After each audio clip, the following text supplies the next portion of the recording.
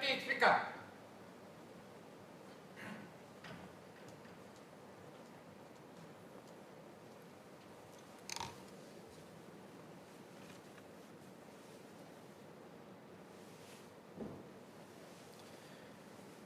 Order.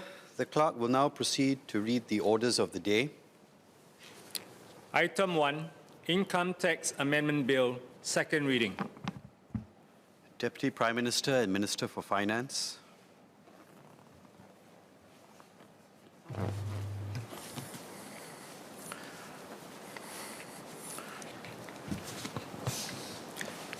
Mr. Deputy Speaker, on behalf of the Deputy Prime Minister and Minister for Finance, I beg to move that the bill be now read a second time.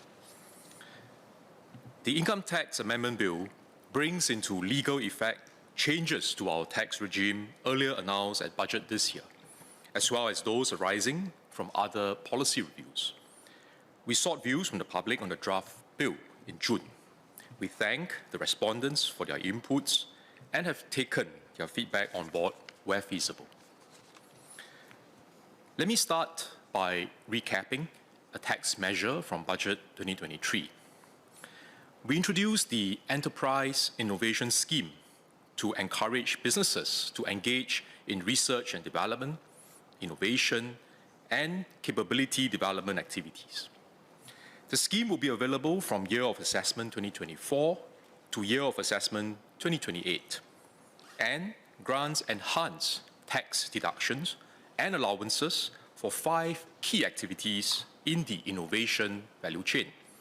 These are R&D conducted in Singapore, registration of intellectual property, including patents, trademarks, and designs, acquisition and licensing of intellectual property rights, innovation projects carried out with polytechnics, the ITE, or other qualified partners, and training via courses that are eligible for Skills Future Singapore funding and align with the skills framework.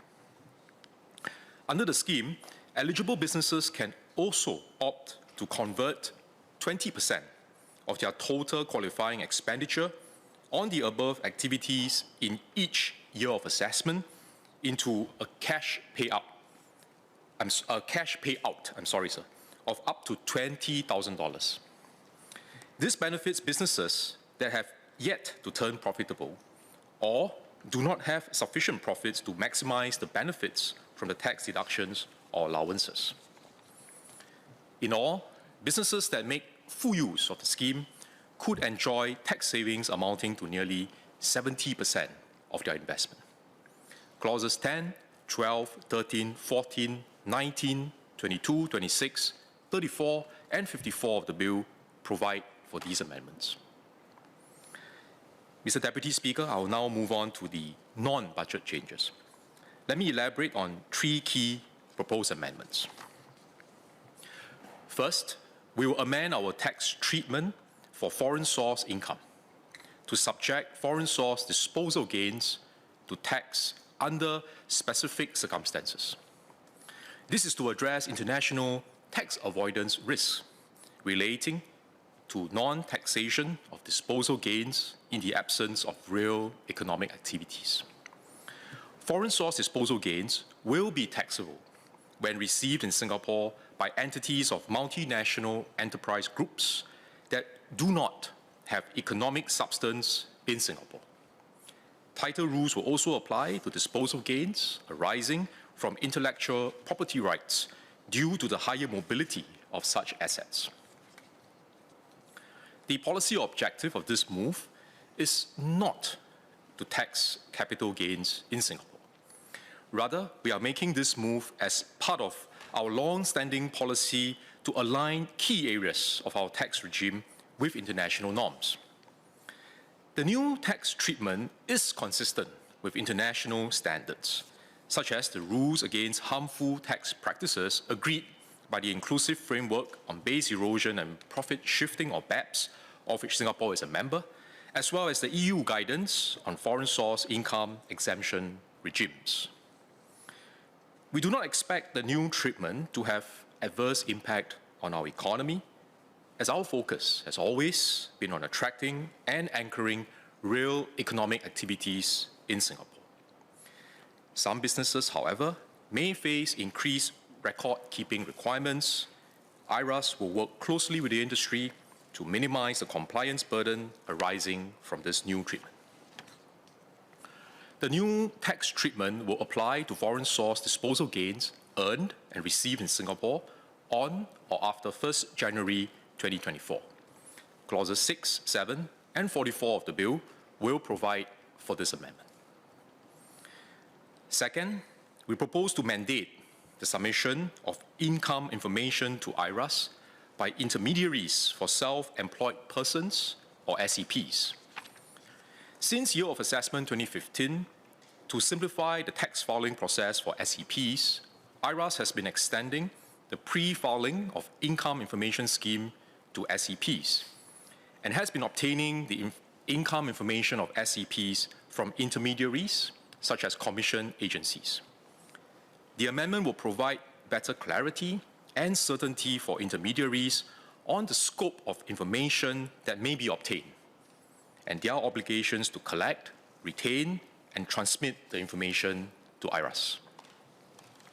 Beyond easing tax compliance for SEPs and facilitating tax administration, the information will also enable public agencies to better administer schemes such as the workfare income supplement by identifying the SEPs who could benefit from these schemes more easily and quickly.